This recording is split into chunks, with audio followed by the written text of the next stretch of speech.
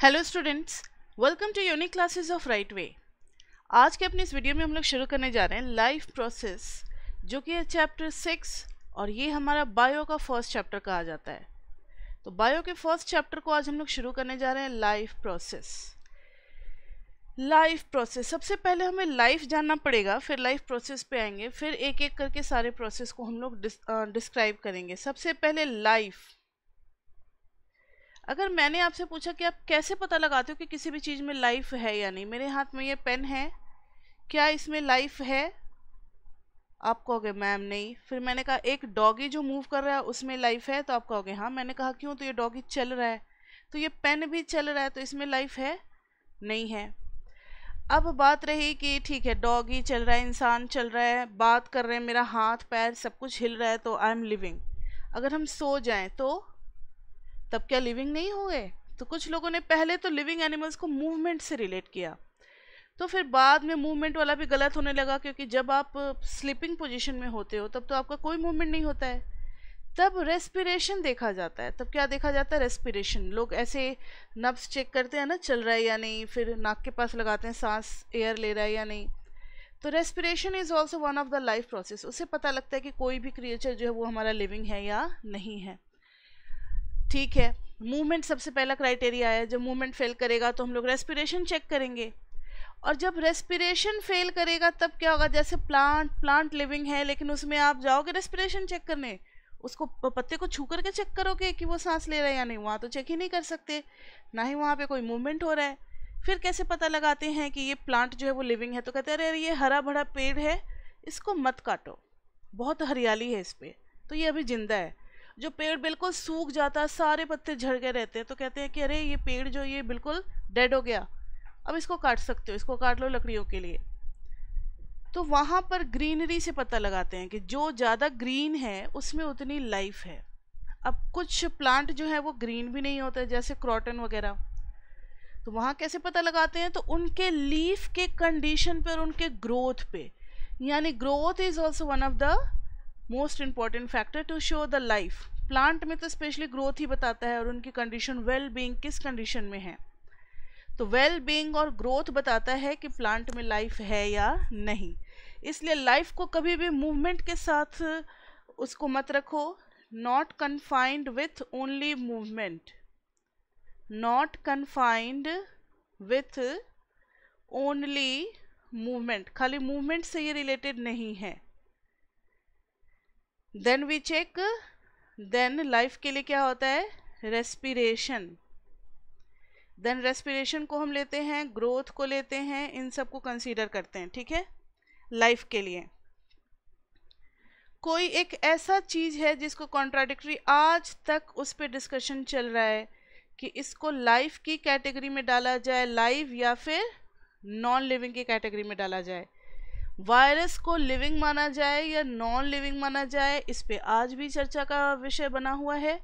काफ़ी लोग इस पे डिस्कशन करते रहते हैं, क्योंकि वायरस जब तक उसको बॉडी नहीं मिला, होस्ट नहीं मिला, तब तक वो डेड जैसा रहता है। जैसे डस्ट पार्टिकल सिंपल्स होते हैं, ऐसे डस्ट वायरस भी होते हैं जिनको हम नहीं देख सकते खुली आंखों से, लेकिन जैसे ही उनको बॉडी मिलता है, जैसे ही उनको लाइफ मिलता है, वो उस पर अपना ग्रो करने लगते हैं, बहुत ज़्यादा एब्रप्टली चेंज होने लगता है, काफ़ी ज़्यादा मल्टीप्लाई करने लगते हैं।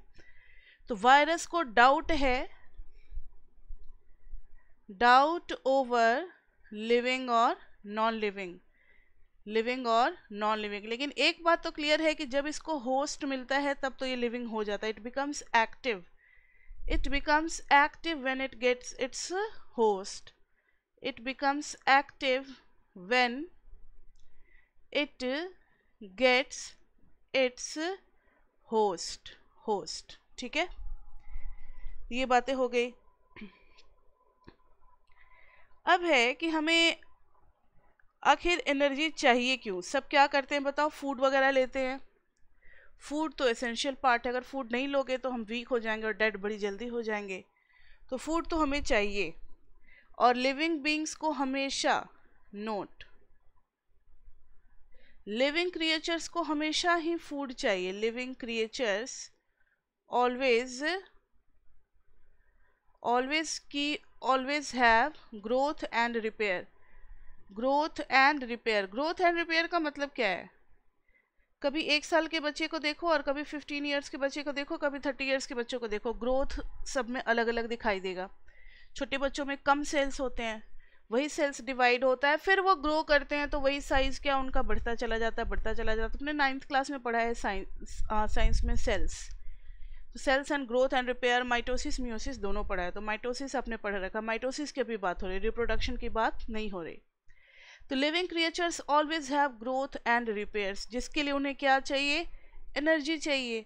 और एनर्जी कहाँ से आएगा? हमें न्यूट्रिशन से मिलेगा। ठीक है, तो maintaining their structure, growth and repair, so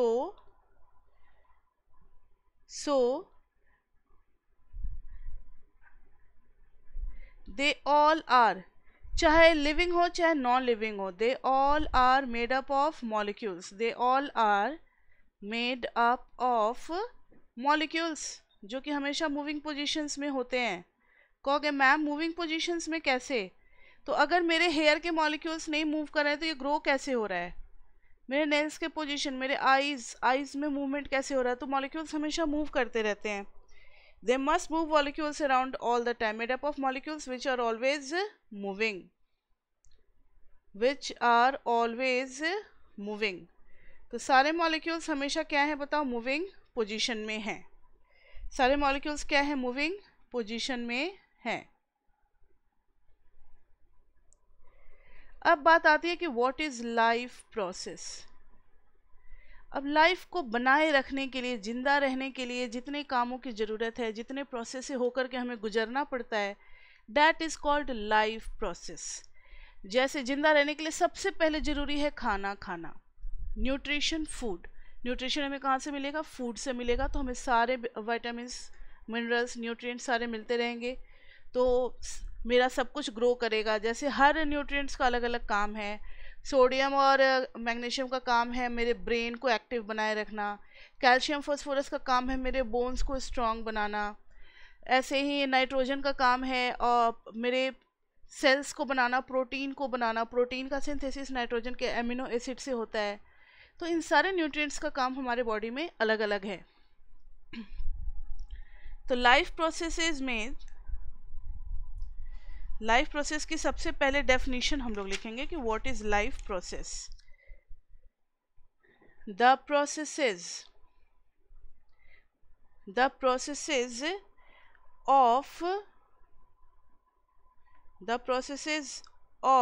या द प्रोसेसेस टुगेदर, ऐसे सारे प्रोसेसेस जो together maintain various activities of life, maintains various activities of living organisms,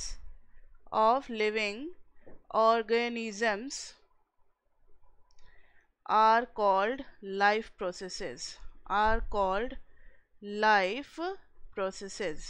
okay। अब लाइफ प्रोसेसेस में जैसे क्या आते हैं? कॉमन लाइफ प्रोसेसेस आर, जिनको हमें डिस्कस करना है। कॉमन लाइफ प्रोसेसेस जो सब में कॉमन है। कॉमन लाइफ प्रोसेसेस मतलब ऑल लिविंग क्रिएचर्स को ध्यान में रखते हुए जो बनाया गया है, प्लांट्स और एनिमल्स और छोटे एनिमल्स, बड़े एनिमल्स, सबको ध्यान में रख करके, ऑल लिविंग बींग्स को ध्यान में रख करके बनाया गया है। तो उसमें से पहला है न्यूट्रिशन। पहला क्या है बताओ? न्यूट्रिशन। फिर दूसरा है रेस्पिरेशन, रेस्पिरेशन आपको पता ही है। थर्ड है ट्रांसपिरेशन एंड एक्सक्रीशन। अच्छा, इन्होंने पता है न्यूट्रिशन, रेस्पिरेशन, ठीक है। ट्रांसपिरेशन, प्लांट्स में ट्रांसपिरेशन होता है, ह्यूमन बींग्स में क्या होता है? एक्सक्रीशन होता है। ठीक है, किडनी वगैरह के बारे में पढ़ेंगे हम लोग।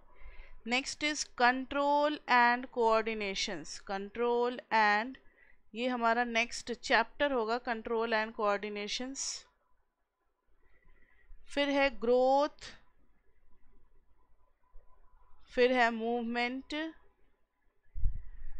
मूवमेंट एनिमल्स में ज़्यादा मूवमेंट होता है, प्लांट में नहीं होता है। और रिप्रोडक्शन, रिप्रोडक्शन मतलब 1 से 2, 2 से 4, इस तरीके से। अगर रिप्रोडक्शन नहीं होगा तो सारी लाइफ खत्म हो जाएगी। तो reproduction is very important thing, वो होना ही चाहिए रिप्रोडक्शन, नहीं तो सभी सारे क्रिएचर्स 100 ईयर्स में मर जाएंगे।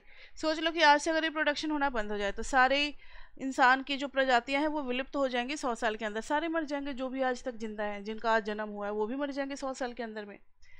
न्यूट्रिशन पे थोड़ा सा डिस्कस कर लें। न्यूट्रिशन में ये हो गया कि सिर्फ फूड लेना न्यूट्रिशन नहीं है, फूड लेना, उसको डाइजेस्ट करना और डाइजेस्ट के हुए पार्ट को एसिमुलेट करके बॉडी में फिर उसका यूज़ करना, दैट ऑल इज न्यूट्रिशन। तो न्यूट्रिशन में थोड़ा थोड़ा इंट्रोडक्शन आपको देते चले। जैसे न्यूट्रिशन में बैक्टीरिया वगैरह जो सिंगल सेल होते हैं उनका न्यूट्रिशन बहुत इजी होता है, क्योंकि बैक्टीरिया के सारे जो हैं छोटा सा एक सिंगल सेल्ड एनिमल है, बहुत छोटा सा, माइक्रोस्कोप से देखा जा सकता है, उनकी नीड बहुत कम है, तो वो बस डिफ्यूज़न के थ्रू कुछ लिया, न्यूट्रिशन बहुत ही सिंपल होता है। रेस्पिरेशन भी बहुत सिंपल है, डिफ्यूज़न से ही उनका काम चल जाता है। लेकिन हमारे जैसे एनिमल जो कॉम्प्लेक्स चीज़ें लेते हैं, काफ़ी कॉम्प्लेक्स चीज़ें जैसे चावल, गेहूँ, ये सब कार्बोहाइड्रेट्स फॉर्म में होता है, तो इन सब को डाइजेस्ट करना है और अपने बॉडी में घुलने लायक, to each and every cell transport करने लायक एक यूनिफॉर्म पार्टिकल्स तक ब्रेक करके ले जाना है, तो न्यूट्रिशन वो काम करता है। रेस्पिरेशन में क्या होता है, रेस्पिरेशन में कि ठीक है, न्यूट्रिशन में ये तो हो गया। रेस्पिरेशन में है ऑक्सीजन लेना हमारे लिए और CO2 छोड़ना। तो रेस्पिरेशन में भी डिटेल में पढ़ाएंगे कि उन सब के लिए जो है वो ब्लड रिस्पॉन्सिबल होता है। ब्लड जो है वो हार्ट से, लंग से प्योरीफाइड ब्लड लेकर के हार्ट से पंप होकर के पूरे डिफरेंट पार्ट्स में जाता है। हर जगह आप मेरा जैसे ये हाथ अगर अपने हाथ में देखो, तो अगर मैंने इसको ज़्यादा किया तो आपको ब्लू वेंस भी दिखाई देंगे और एक लाइट पिंक कलर का भी दिखाई देगा। तो जहाँ जहाँ ब्लू दिखाई दे रहे हैं वो हो गए वेन, वेन मतलब कार्बोक्सीनेटेड ब्लड लेता है वो। और जो लाइट कलर के होते हैं, पिंक कलर के, वो हमेशा आर्टरी, मतलब वो ऑक्सीजन वाला ब्लड फ्लो कर रहा होता है। तो हर जगह हमारे सेल्स के पास ब्लड का फ्लो तो बना ही हुआ है। ब्लड जाता है, देखता है इसको ऑक्सीजन नहीं है, ऑक्सीजन दे दिया, अरे भाई तो मुझे CO2 दे दो, मैं आया हूँ CO2 कलेक्ट करने, CO2 ले लिया और निकल गया। तो ब्लड का काम क्या है बताओ, ब्लड का काम क्या है? जैसे ब्लड आया, ये ब्लू ब्लड है, एक रेड ब्लड भी इसके साथ साथ ही चलता है, ये सेल है, ये सेल है, इसको रेड देगा और इससे क्या ले लेगा बताओ, ब्लू ले लेगा। ये इसको रेड देगा, सॉरी, ये इस सेल को भी रेड देगा और इससे ब्लू ले लेगा, ब्लू ले लिया। और कार्बन का कलर क्या होता है, ब्लैक या ग्रेश, वो जब रेड के साथ मिक्स करता है तो ब्लू बनता है। इसलिए जहाँ भी ये सिस्टम गए हैं रेड और ब्लू एक साथ गए हैं, ठीक है, दो दो ट्यूब्स होते हैं दोनों के अलग अलग। तो इस प्रोसेस को हम लोग कहते हैं डिफ्यूज़न। इतना ही नहीं, ब्लड सिर्फ CO2 O2 दे दिया और CO2 ले लिया, O2 दे दिया और CO2 ले लिया। यही नहीं, खाना वगैरह जो न्यूट्रिशन के बाद जितने भी सॉल्यूबल न्यूट्रिएंट्स हैं वो सब भी ब्लड के थ्रू ही हर जगह पहुंचता है, तभी तो सारे सेल को एनर्जी मिलती है। फिर है transpiration and excretion. Transpiration plants में होता है, एक्सक्रीशन ह्यूमन बींग्स में है, जैसे कि स्वेटिंग होती है उसमें एक्स्ट्रा सॉल्ट्स वगैरह निकल जाते हैं, आप यूरिन करते हो, आप स्टूल वगैरह निकालते हो, सब में क्या है बताओ, एक्सक्रीशन। आपके बॉडी से टॉक्सिक और हार्मफुल सब्सटेंसेस बाहर निकल रहे हैं जो कि यूज़फुल नहीं है। कंट्रोल एंड कोऑर्डिनेशन, जैसे अगर मेरे सामने अचानक से कोई स्नेक आ जाए तो जंप कर जाएंगे, ये सब का है, तो ये कोऑर्डिनेशन हो गया मेरे मस्कुलर एक्टिविटीज़ का। कंट्रोल एंड कुछ जो है वो हमारे कंट्रोल में नहीं है, कुछ हमारे कंट्रोल में है, ये सब पढ़ेंगे। जैसे आईलिड का हिलना, हार्ट का पंप करना, ये सब इनवॉलंटरी होता है, वॉलंटरी वगैरह सब पढ़ेंगे उसमें। ग्रोथ, हेयर का ग्रोथ, मेरे बॉडी का ग्रोथ, आज से 20 साल पहले जितने बड़े छोटे साइज़ में होंगे आज उससे काफ़ी बड़े हैं। मूवमेंट, मूवमेंट जो करते हैं तो कॉन्ट्रैक्शन एंड रिलैक्सेशन मूवमेंट होता है मस्कुलर का, ये भी आपने 9th में पढ़ रखा है। रिप्रोडक्शन तो सबको पता ही है। तो इतना हो गया। अब सबसे पहले हम लोग शुरू करेंगे न्यूट्रिशन, लेकिन न्यूट्रिशन से पहले एक छोटी सी बात है, एक छोटी सी बात डिस्कस करना चाहेंगे, एक क्वेश्चन जो कि इम्पोर्टेंट होता है। इन स्मॉल या why in complex animals, why in complex animals, why in complex animals diffusion is not sufficient. Small animals में, अमीबा में तो आपने पढ़ा है गैसेस का जो एक्सचेंज होता है वो डिफ्यूजन के थ्रू हो जाता है, but why in complex animal diffusion is not sufficient for exchange of gases, exchange of gases. ये एक इम्पॉर्टेंट क्वेश्चन बनता है, तो इसका आंसर ये रहा। ध्यान से देखो, लाइक इन अमीबा एक्सप्लेन कर देते हैं। अमीबा ये रहा, इसका पूरा एक एक एक एक पार्ट जो है वो क्या है बताओ, एक एक पार्ट जो है वो ओपन है, इसका पूरा सरफेस ओपन है, एयर के कांटेक्ट में है। एयर के कांटेक्ट में होने की वजह से, डिफ्यूजन की वजह से इसका रिक्वायरमेंट पूरा हो जाता है। इसको जितना ऑक्सीजन चाहिए भरपूर ले लेता है, जितना कार्बन डाइऑक्साइड निकालना है ये भरपूर अपनी मर्जी से निकाल लेता है, इसको कोई हिंड्रेंसेज नहीं मिलता। अब जरा अपने बॉडी के बारे में सोच के देखो, मेरे हार्ट, मेरे लीवर, मेरे kidney, gall bladder, stomach, small intestine, large intestine, appendix, there are so many structure inside our body. वो सब इन्वायरमेंट के कांटेक्ट में नहीं है, उसके ऊपर एक स्किन का लेयर चढ़ा हुआ है। सबको ऑक्सीजन चाहिए, सबको CO2 निकालना है, क्या पॉसिबल है? पॉसिबल ही नहीं है, कहाँ से निकलेगा? तो इसके लिए फिर हमारे अंदर एक ट्रांसपोर्टेशन सिस्टम बनाया गया जो कि ब्लड है, ट्रांसपोर्टेशन सिस्टम। तो ब्लड जो है वो ऑक्सीजन ले जाता है और कार्बन डाइऑक्साइड निकाल देता है। तो इन मल्टी सेलुलर ऑर्गेनिजम्स, इसका आंसर हो जाएगा, आप लोग भी नोटबुक लेकर के लिखा करो, नहीं तो बाद में बहुत दिक्कत हो जाएगी। In multicellular organisms all these cells are not in direct contact with the surroundings, not in direct contact with the surrounding environment। surrounding environment इसलिए क्योंकि कुछ एनिमल्स एयर में रहते हैं, कुछ पानी में, कुछ लैंड के अंदर, तो सराउंडिंग एनवायरनमेंट, एयर नहीं बोल सकते, surrounding environment. So simple diffusion cannot fulfill, simple diffusion can't fulfill their requirement, can't fulfill their requirement, उनके requirement of gaseous exchange, requirement of gaseous exchange को वो पूरा नहीं कर पाते। So a new transportation system is developed, so a new transportation system is developed in complex systems। Example, blood in animals, blood in animals जो है या birds वगैरह सब में ब्लड बना दिया गया है, वही हर चीज़ का एक्सचेंज करता है, न्यूट्रिएंट्स पहुंचाता है, ऑक्सीजन का और CO2 का एक्सचेंज होता है। तो यहाँ तक इंट्रोडक्शन हो चुका है। इंट्रोडक्शन मतलब इस चैप्टर के बारे में हमने पूरा चीज़ जान लिया कि इस चैप्टर में हमें पढ़ना क्या है, व्हाट इज़ लाइफ प्रोसेसेस, कितने लाइफ प्रोसेसेस हमें पढ़ने हैं, ये सारा कुछ बायो में हो जाएगा कवर। बायो के 4-5 चैप्टर्स हैं, सारे टॉपिक्स पूरे 5 चैप्टर्स में हमारे कंप्लीट हो जाएंगे, जिसमें से अगर आप अपने बुक में देख रहे होगे तो चैप्टर 6 जो है वो है न्यूट्रिशन, और फिर life process, control and coordination है चैप्टर 7, मतलब यही चल के आगे चैप्टर 7 हो जाएगा। फिर ये हो जाएगा चैप्टर 8, कौन सा, रिप्रोडक्शन हो जाएगा चैप्टर 8, हेरिडेटरी एंड इवोल्यूशन वो हो जाएगा चैप्टर 9। तो बाकी सारी चीज़ों को किस में डाल दिया गया है, ये और ये चैप्टर 6 में डाल दिया गया है, ठीक है। तो chapter 6 is a very big chapter. तो चलो अब एक एक करके शुरू करते हैं। तो सबसे पहले हम लोग क्या शुरू करेंगे, न्यूट्रिशन।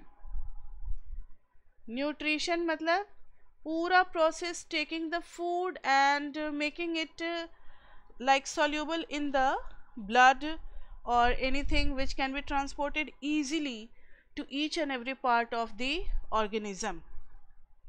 तो न्यूट्रिशन के बारे में क्या लिखेंगे? Nutrition is the process of utilizing food and getting energy and raw materials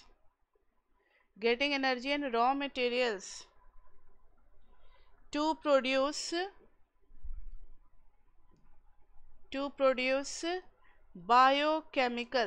biochemicals मतलब जितने भी एंजाइम्स वगैरह होते हैं, जो भी जूसेस वगैरह निकलते हैं, एंजाइम्स रिक्वायर्ड फॉर, हमारे बॉडी के लिए क्यों चाहिए? ग्रोथ के लिए चाहिए, रिक्वायर्ड फॉर बॉडी बिल्डिंग मतलब पूरा बॉडी बनना। एक छोटे से बेबी से एडल्ट तक बनने में काफ़ी चेंजेस आते हैं, काफ़ी सारे मसल्स चाहिए होते हैं, तो प्रोटीन, एमिनो एसिड्स, ये सब का प्रोसेस चलता है, body building. Next is repair, कहीं चोट वोट लग जाए तो वो अपने आप रिपेयर कर जाता है। ग्रोथ हमेशा होता रहता है। डेवलपमेंट, एक एज के बाद बॉडी में नए नए डेवलपमेंट्स देखने को मिलते हैं, उन सब के लिए भी ज़रूरी है। एंड रेगुलेशन मतलब लाइफ बना रहे, प्रोसेस चलता रहे। अगर मैंने ऊपर में जितने भी प्रोसेसेस लिखे हैं, अगर उसमें से एक भी चीज़ अगर डिस्टर्ब हो जाता है, then the person is not healthy, he और शी इज़ इल, तब उन्हें ट्रीटमेंट की ज़रूरत पड़ती है, मेडिकल ट्रीटमेंट की। तो ये हो गया न्यूट्रिशन। न्यूट्रिशंस के मोड कितने हैं? तो दो टाइप के न्यूट्रिशन हमें पढ़ने हैं। First one is autotrophic and second one is heterotrophic. Auto मतलब खुद, सेल्फ, तो जो सेल्फ फूड मेकिंग ऑर्गेनिजम्स हैं उनको ऑटोट्रॉपिक बोलते हैं। हेटेरो मीन्स डिफरेंट, जो डिफरेंट एनिमल्स से डिराइव करके, डिफरेंट ऑर्गेनिज्म से डिराइव करके फूड लेते हैं, उनको हेटेरोट्रॉपिक बोलते हैं। तो सबसे पहले हम लोग आ रहे हैं ऑटोट्रॉपिक पे। ऑटोट्रॉपिक में प्लांट्स और कुछ माइक्रोब्स भी आ जाते हैं, छोटे छोटे ऑर्गेनिजम्स जो कि अपना फूड खुद प्रिपेयर कर सकते हैं from very simple elements present in the environment. Autotrophic को एक और नाम से हम लोग जानते हैं होलोफाइटिक। ऑटोट्रॉपिक को एक और नाम से जानते हैं, वो क्या है बताओ? होलोफाइटिक nutrition.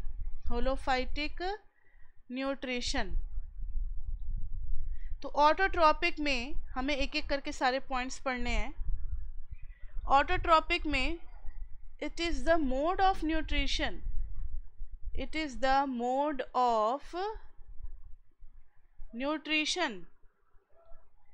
in which organisms make its own food, in which organisms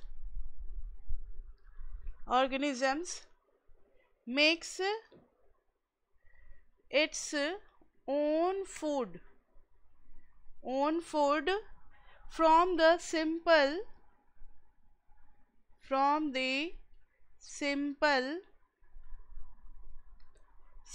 inorganic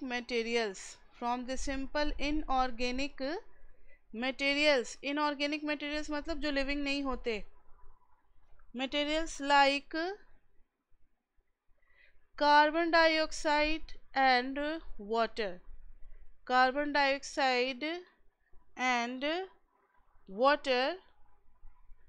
present in the surrounding, जो कि बड़ी आसानी से सराउंडिंग में मिल जाते हैं। Present in the surrounding with the help of sunlight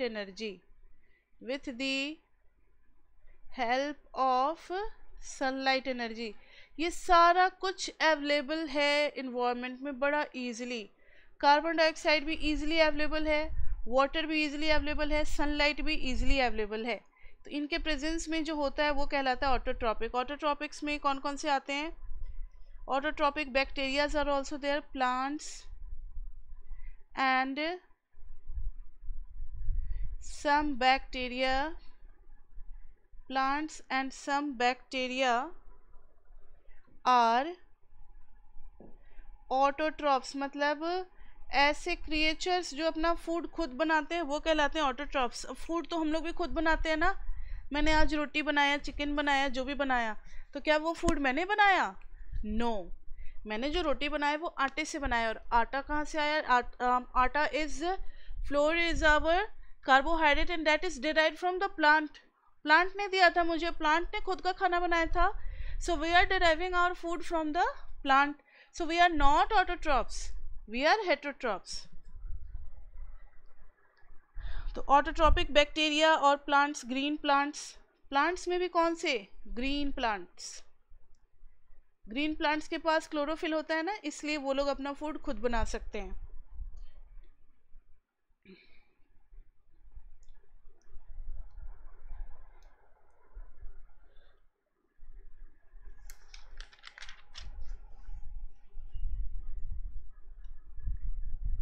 अब नेक्स्ट है, जो प्लांट होते हैं, प्लांट जो है वो फूड को तो बनाता है। Plant utilizes some of its own food. Plant utilizes its own food, जो फूड बनाया उसको यूटिलाइज किया। एंड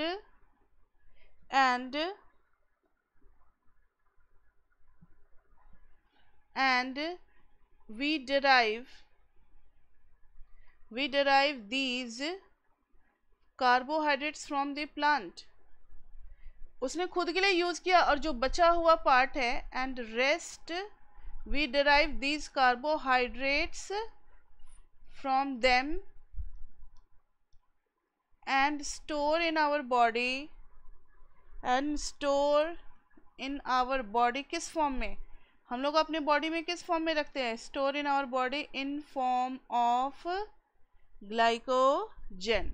तो हमारे बॉडी में जो फूड होता है, जो अनयूटिलाइज्ड फूड होता है, वो ग्लाइकोजन के फॉर्म में स्टोर होता है।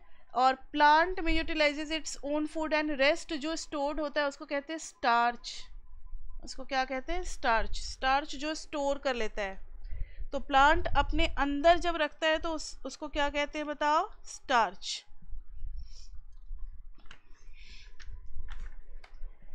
अब प्लांट जो अपना फूड खुद बनाता है, पता उसको क्या कहते हैं? उसको कहते हैं photosynthesis. Photo means light. Light is transferred in small packets of energy called photon. तो वहीं से फोटो वर्ड डिराइव हुआ है। फोटोथेरेपी आपने सुना होगा, फोटोकॉपी सुना है, फोटोकॉपी, तो उसमें भी लाइट का यूज होता है और कॉपी करते हैं टेक्स्ट को, इसलिए उसको कहा जाता है फोटोकॉपी। फोटोथेरेपी जिसमें लाइट का रेडिएशन दिया जाता है पर्टिकुलर एरिया पे हिट करने के लिए, तो उसको कहते हैं फोटोथेरेपी। तो सारी बातें, फोटोसिंथेसिस भी उसी में अंदर आता है। तो फोटोसिंथेसिस में देखना जरा, फोटोसिंथेसिस प्लांट का प्रोसेस है जिसके थ्रू वो अपना फूड बनाता है। तो फोटोसिंथेसिस में आखिर होता क्या है? फोटोसिंथेसिस, तो it is the process by which green plants बोलना जरूरी है, क्योंकि जो प्लांट्स विदाउट क्लोरोफिल होते हैं वो नहीं बनाते। Green plants make their own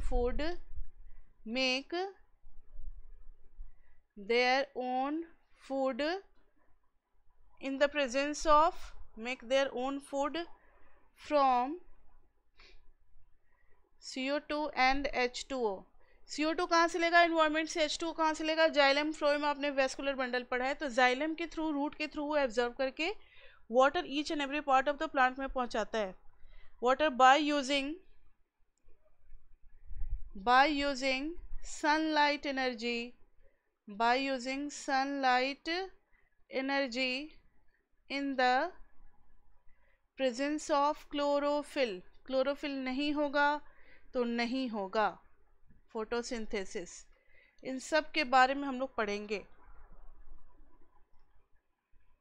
ठीक है?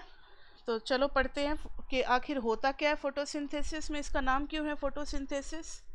तो सबसे पहले क्लोरोफिल का काम क्या है? तो chlorophyll absorbs sunlight, absorbs sunlight energy, absorbs sunlight energy। Chlorophyll की जो है वो खासियत है कि वो सनलाइट एनर्जी को क्या कर सकता है? एब्जॉर्ब कर सकता है, वो एब्जॉर्ब कर लेता है। फिर sunlight energy is conserved, sunlight energy is converted into chemical energy, sunlight energy is converted to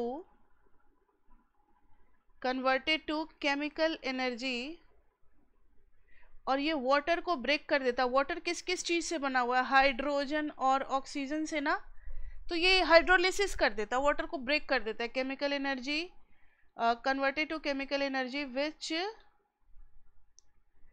is used in hydrolysis। Hydrolysis मतलब वाटर का ब्रेक डाउन हो जाना। Hydrolysis means breaking of water into hydrogen and oxygen, hydrogen और oxygen में break करना। लेकिन ये तभी होता है जब केमिकल एनर्जी हो, ठीक है। अब आपने प्रोसेस पढ़ा हुआ है ऑक्सीडेशन और रिडक्शन। ऑक्सीडेशन जो होता है, oxidation is the chemical reaction in the presence of oxygen and reduction is the chemical process in the presence of hydrogen. तो उसके बाद से रिडक्शन होता है। अब देखो हम लोगों ने क्लोरोफिल का यूज कर लिया, सनलाइट एनर्जी का यूज कर लिया। अब हमारे पास बचा क्या? वाटर को भी ब्रेक कर दिया है, CO2 बचा हुआ है। तो now reduction of CO2 by hydrogen, जो ब्रेक डाउन के बाद जो हाइड्रोजन निकला था हाइड्रोजन से, टू फॉर्म कार्बोहाइड्रेट्स, और कार्बोहाइड्रेट ही फूड होता है। To form carbohydrates like glucose by utilising chemical energy. और वो उस केमिकल एनर्जी को क्या कर देता है बताओ? यूज करके रिडक्शन प्रोसेस होता है जिसमें CO2 को बना दिया जाता है कार्बोहाइड्रेट्स। केमिकल एनर्जी को यूज करके बना दिया जाता है कार्बोहाइड्रेट्स, ठीक है। Which is the food? Carbohydrate is the food. तो फूड बनने का प्रोसेस समझ में आ गया। तो फोटोसिंथेसिस में होता क्या है? Absorption of light energy through chlorophyll absorb करता है। फिर conversion of light energy to chemical energy and splitting of water molecules into hydrogen and oxygen, break down होता है। फिर रिडक्शन ऑफ CO2 हो जाता है टू कार्बोहाइड्रेट्स। अब इसके बारे में ये तीन बातें, तो तीन प्रोसेस था, step 1, step 2 and step 3। So this is step 1, step 2, step 3। Note देने वाली बात है कि all processes do not occur simultaneously. क्या इसका कोई एविडेंस है? All processes do not occur simultaneously. सिर्फ यहाँ पर हम एक वो लिख देते हैं एग्जाम्पल और डिस्कस कर लेते हैं, वो आपको याद रहना चाहिए। Like desert plant. Desert plant करता क्या है? तो इसका हम शॉर्ट फॉर्म लिख देते हैं, absorbs CO2 whole night, absorbs CO2 during night. Night में वो क्या करता है बताओ? CO2 को एब्जॉर्ब करता है। आपने डेजर्ट प्लांट को देखा है, काफ़ी छोटे होते हैं साइज में, उनमें बहुत ज़्यादा लीव्स नहीं होता, छोटे छोटे स्टेम्स होते हैं और थॉर्न होते हैं। जब ज़्यादा लीफ नहीं होता तो उनका ज़्यादा सरफेस एरिया एनवायरनमेंट में खुला हुआ नहीं है, तो एक्सचेंज ऑफ गैसेज भी उतना ज़्यादा नहीं होगा, तो उन्हें पूरी रात वेट करना पड़ता है CO2 एब्जॉर्ब करने के लिए। फिर वो नेक्स्ट डे जब उनको सनलाइट मिलता है तो उस सनलाइट के प्रेजेंस में सारा प्रोसेस होता है, हाइड्रोलिसिस वगैरह होकर के फिर फोटोसिंथेसिस होता है, तब फूड बनता है। फिर next day time they make their food, और इसी CO2 को यूज़ करते हैं जो पूरी रात उन्होंने एब्जॉर्ब करके रखा हुआ है, ठीक है। तो ये एक एग्जाम्पल है जो बताता है कि सारे प्रोसेस साइमल्टेनियसली नहीं होते। स्टोरेज का काम कभी और कर लो, लिसिस का काम मतलब ब्रेक डाउन का काम कभी और कर लो, फिर रिडक्शन का काम कभी और कर लो, मतलब बनता है, इतना पता है हमें। ठीक है,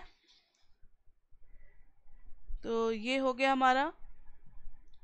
अब है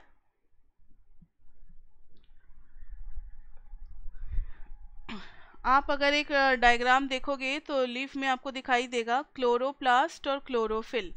आपके बुक में एक डायग्राम होगा, देख रहे होगे आप। चलो डायग्राम तो हम लोग बना ही सकते हैं।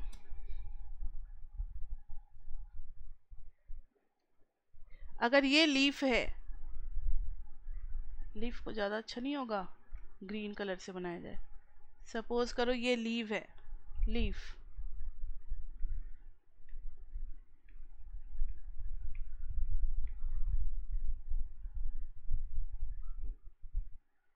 ठीक है, ये लीफ का एक टुकड़ा ले लिया हमने।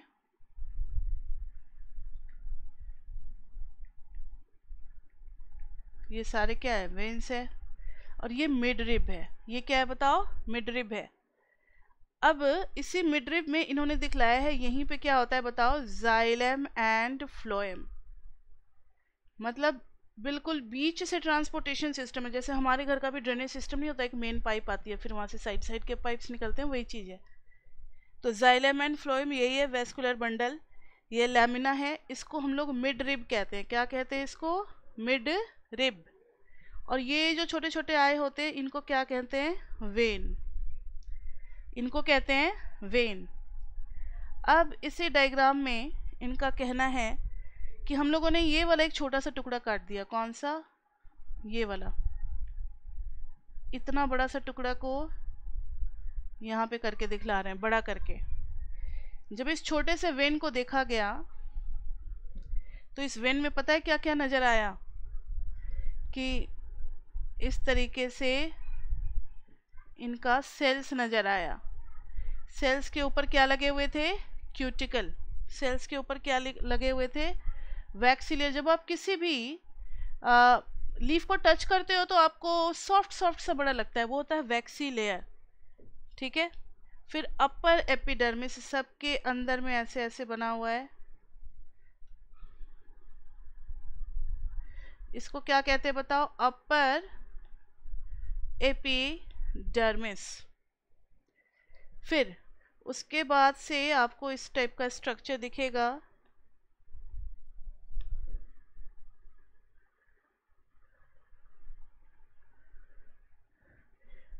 इसके अंदर रहते हैं क्लोरोप्लास्ट। जैसे क्लोरोप्लास्ट, ये सब डॉट डॉट डॉट, जितने भी ग्रीन कलर के डॉट्स हैं ना, ये सब क्या दिखला रहे हैं बताओ, क्लोरोप्लास्ट। ग्रीन कलर के dots all are representing chloroplast. ये पिगमेंट है। इसके अंदर भी जाओगे तब दिखेगा क्लोरोफिल, क्लोरोप्लास्ट। और भी इस टाइप के स्ट्रक्चर होंगे राउंड राउंड।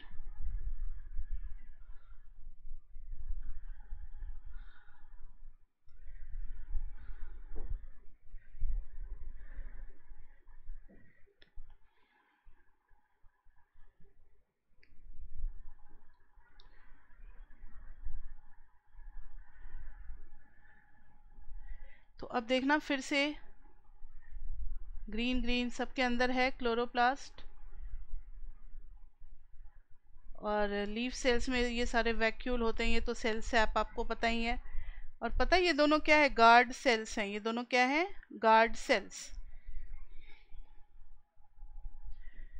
थोड़ा सा और इसका व्यू मुझे लाना है, हाँ ठीक है। तो ये सब क्या है बताओ, गार्ड सेल्स। तो ये हो गए क्लोरोप्लास्ट। कौन से, ये ग्रीन वाले हो गए क्लोरोप्लास्ट।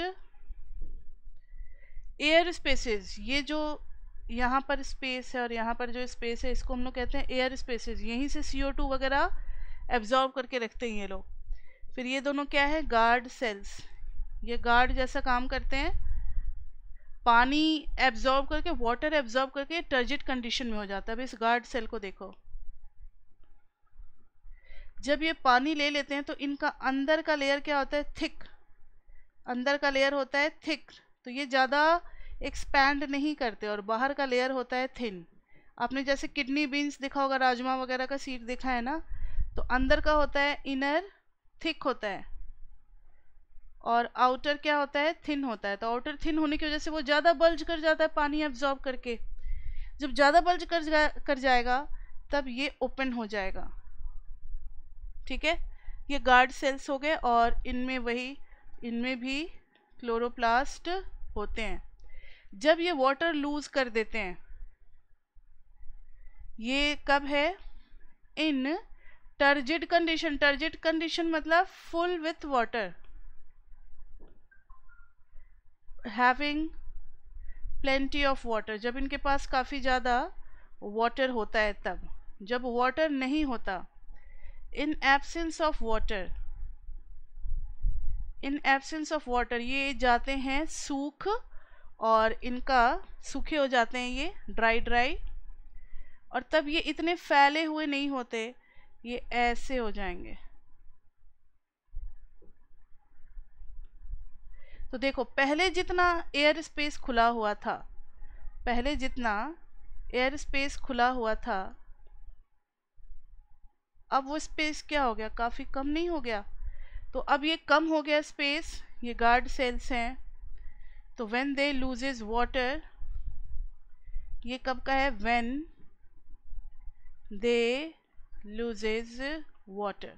तो जब उनके पास वाटर नहीं होता तो उनके स्टोमेटापोर्स क्या हो जाते हैं, स्टोमेटापोर्स। इसको क्या कहते हैं, स्टोमेटल पोर, स्टोमेटल पोर। इसी से एक्सचेंज ऑफ गैसेस होता है। तो स्टोमेटल पोर क्या हो जाता है, ओपनिंग, और यहाँ पे closed stomatal pore, closed stomatal pore. समझ में आ गया ये सारा कुछ। The opening and closing of pore is a function of the guard cells. The guard cells swell when water flows into them, causing the stomatal pore to open, and the pore closes if the guard cells shrink. तो ये सारी बातें हो गई। अब plant के nutrition में हमें एक चीज़ और, बस न्यूट्रिशन में कुछ मिनरल्स हैं जो कि इन्हें फोटोसिंथेसिस से नहीं मिलता। तो नोट में है, फोटोसिंथेसिस से तो इन्हें खाली कार्बोहाइड्रेट्स मिलता है, but other materials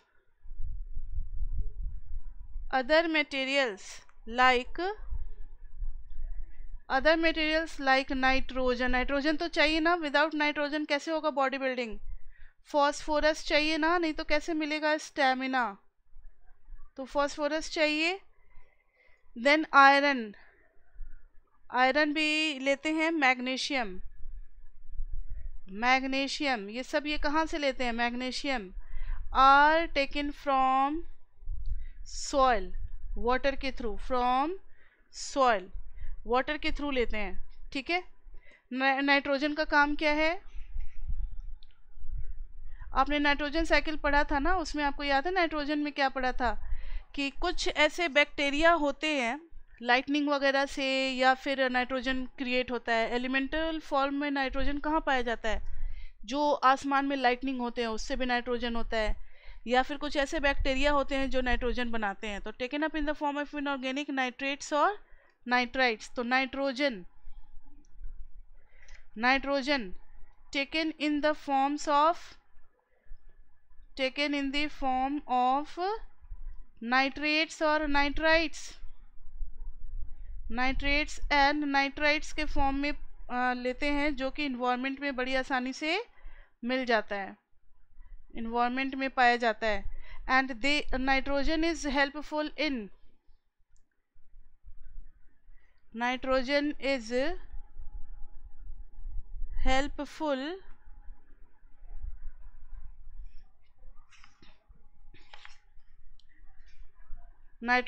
helpful in synthesis of protein, मतलब प्रोटीन बनाने में काम आता है। और प्रोटीन कितना ज़रूरी है ये तो आपको पता ही है। प्रोटीन नहीं रहेगा तो हमारे सारे मसल्स गिर जाएंगे और हम बहुत वीक हो जाएंगे। एंड अदर कंपाउंड्स और note, plants gets nitrogen from soil, soil से भी ये लेते हैं। वेयर बैक्टीरिया, बहुत सारे नाइट्रोजन फिक्सिंग बैक्टीरिया होते हैं, bacteria converts nitrates and nitrites, nitrates and nitrites into nitrogen, nitrogen में जो कन्वर्ट कर देते हैं। तो ये इतनी बातें थी जो कि क्या था बताओ, प्लांट के बारे में। नेक्स्ट क्लास में हम लोग कुछ एक्टिविटीज़ करेंगे। नेक्स्ट क्लास में हम लोग क्या करेंगे बताओ, कुछ एक्टिविटीज़ करेंगे। जैसे प्लांट के लिए क्लोरोफिल ज़रूरी है, प्लांट के लिए CO2 ज़रूरी है, तो इन सब से रिलेटेड एक्टिविटीज़ समझेंगे। और फिर करेंगे ह्यूमन बींग्स में न्यूट्रिशन, ह्यूमन बींग्स में न्यूट्रिशन। तो एक और क्लास लगेगा, उसके बाद से फिर हमारा न्यूट्रिशन जो है वो कंप्लीट हो जाएगा।